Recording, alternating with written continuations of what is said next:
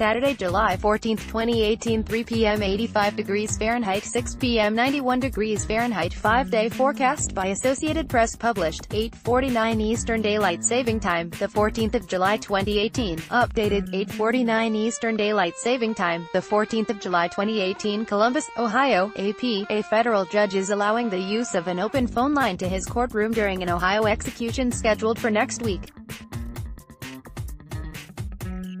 The decision by Judge Michael Merz again permits a system created last year when defense attorneys tried unsuccessfully to stop an execution based on the inmate's reaction to the lethal drugs.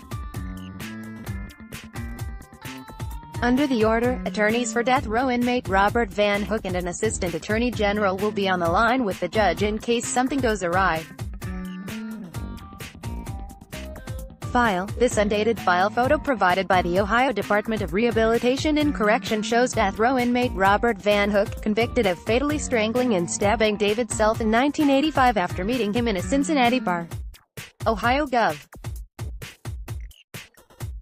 John Kasich won't spare Van Hook's life, the Republican governor announced Friday, June 29, 2018, following the Ohio Parole Board's recommendation to deny mercy even though Van Hook's attorneys argued he should receive clemency due to a history of abuse and untreated mental illness.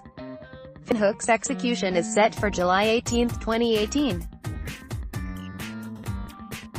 Ohio Department of Rehabilitation and Correction via AP. File. The 58-year-old Van Hook is set to die Wednesday for the strangling and stabbing death of David Self in Cincinnati in 1985.